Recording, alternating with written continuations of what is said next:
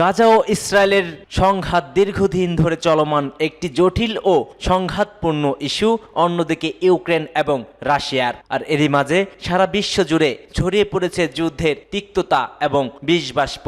আর আমাদের হাতে এসে পৌঁছেছে এই মুহূর্তে কিছু আন্তর্জাতিক আপডেট সংবাদ। জানিয়ে দেব সংবাদ শিরোনাম। 2024 সালে 37,000 রুশ ড্রোন ধ্বংস করেছে ইউক্রেনের নৌবাহিনী।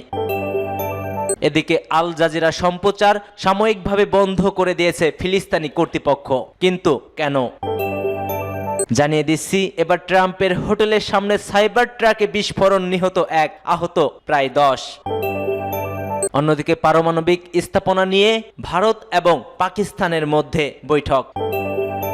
সর্বশেষ জানিয়ে দেব, সন্ত্রাসবাদের অসাধারণ সেবা করে যাচ্ছেন ট্রাম্প, বলছেন ইরানের শীর্ষ নেতা। এতক্ষণ শুনছিলেন সংবাদ শিরোনাম, এবার বিস্তারিত। তবে তার আগে কে কোথা থেকে আমাদের ভিডিওটি দেখছেন ও শুনছেন জানিয়ে দিন কমেন্ট সেকশনে। একই সঙ্গে কমেন্ট করে জানিয়ে দিন আপনার মূল্যবান মতামতটি। আর ভিডিওটি যদি ভালো লেগে থাকে অবশ্যই ভিডিওটিতে একটি লাইক করবেন এবং চ্যানেলটিকে সাবস্ক্রাইব করার অনুরোধ রইল।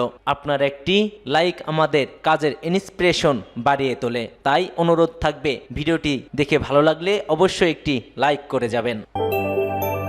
2024 সালে 37,000 রুশ ড্রোন ধ্বংস করেছে ইউক্রেনের সেনাবাহিনী ও নৌবাহিনী। 2024 সালে 37,000-এরও বেশি রাশিয়ান ড্রোন ধ্বংস করেছে ইউক্রেনের নৌবাহিনী। নববর্ষের প্রথম দিন এ তথ্য জানিয়েছে দেশটির নৌ ইউনিট। এক প্রতিবেদনে এ খবর দিয়েছে দ্য কিয়েভ ইন্ডিপেন্ডেন্ট। নৌবাহিনী একটি ফেসবুক পোস্টে বলা হয়েছে, ধ্বংস করা ড্রোনের মধ্যে রয়েছে রাশিয়ান স্ট্রাইক ড্রোন, অপারেশনাল এবং technical unmanned aerial vehicle, first person view FPV drone, strike UAV এবং শাহেদ টাইপ অ্যাটাক ড্রোন। এ সময়কালে ইউক্রেনের নৌবাহিনী 5টি রাশিয়ান জাহাজ এবং 458টি জলযানও ধ্বংস করেছে বলে জানায়। নৌবাহিনী আরো বলছে, রাশিয়ার ইউএভির ক্ষতিপূরণের মধ্যে রয়েছে 35,670টি ধ্বংসকৃত এফপিভি ড্রোন এবং 1,140টি স্ট্রাইক ড্রোন।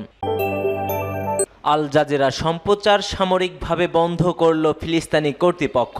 ফিলিস্তিনে কাতার ভিত্তিক সংবাদ মাধ্যম আল জাজিরা সম্প্রচার সাময়িকভাবে বন্ধ করার আদেশ দিয়েছে ফিলিস্তিনি কর্তৃপক্ষ।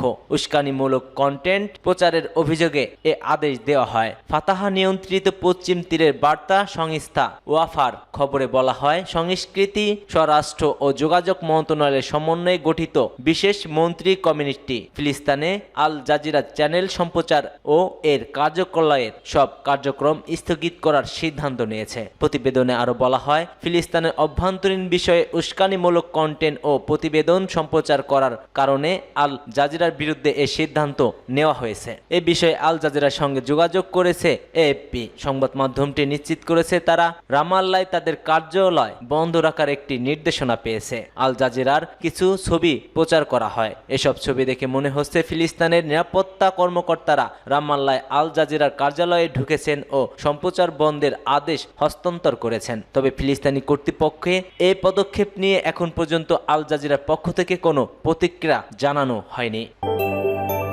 ট্রাম্পের হোটেলের সামনে সাইবার ট্রাকে বিস্ফোরণ, নিহত 1। নিউ অরলিন্স গাড়ির চাপায় 15 জন নিহতের ঘটনার পর এবার যুক্তরাষ্ট্রের লাস ভেগাসে দেশটির নবনির্বাচিত প্রেসিডেন্ট ডোনাল্ড ট্রাম্পের একটি হোটেলের সামনে টেসলা সাইবার ট্রাকে বিস্ফোরণ ঘটেছে। এতে 1 জন নিহত ও আহত হয়েছেন আরও 7 জন। যুক্তরাষ্ট্রের স্থানীয় সময় এ তথ্য জানিয়েছে পুলিশ। বার্তা সংস্থা এপির বরাতে এক প্রতিবেদনে এ তথ্য জানিয়েছে ভারতীয় সংবাদ মাধ্যম এনডিটিভি।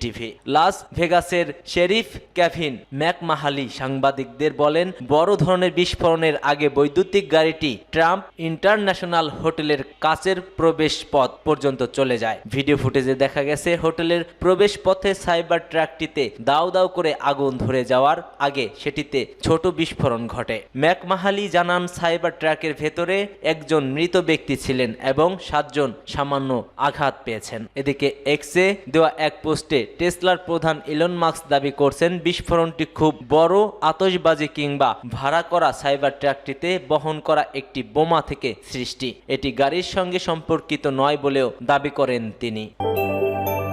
পারমাণবিক স্থাপনার তালিকা বিনিময় করেছে এবার ভারত ও পাকিস্তান। নতুন বছরের প্রথম দিনেই পারমাণবিক স্থাপনার তথ্য বিনিময় করেছে ভারত ও পাকিস্তান। 1988 সালের একটি চুক্তি অনুযায়ী এই তথ্য বিনিময় করা হয়েছে, জানিয়েছে ভারতের পররাষ্ট্র মন্ত্রণালয়। এক প্রতিবেদনে এ খবর দিয়েছে ইন্ডিয়ান এক্সপ্রেস। 3 দশকেরও বেশি দীর্ঘ ওই চুক্তি অনুযায়ী দেশ দুটি একে অন্যের পারমাণবিক স্থাপনায় হামলা করবে না। ভারতীয় পররাষ্ট্র মন্ত্রণালয়ের বিবৃতিতে বলা হয়েছে, ভারত ও পাকিস্তান একটি দ্বিপাক্ষিক চুক্তির অধীনে তাদের পারমাণবিক স্থাপনার একটি তালিকা বিনিময় করেছে, যা উভয় পক্ষকে একে অপরের পারমাণবিক স্থাপনায় আক্রমণ করা থেকে নিষিদ্ধ করা হয়। চুক্তির অধীনে নয়াদিল্লি এবং ইসলামাবাদের এই পারমাণবিক তথ্য বিনিময় কূটনৈতিক চ্যানেলের মাধ্যমে সম্প্রতি হয়েছে। এতে আরো বলা হয়, ভারত ও পাকিস্তান বুধবার কূটনৈতিক চ্যানেলের মাধ্যমে নয়াদিল্লি এবং ইসলামাবাদের একযোগে পারমাণবিক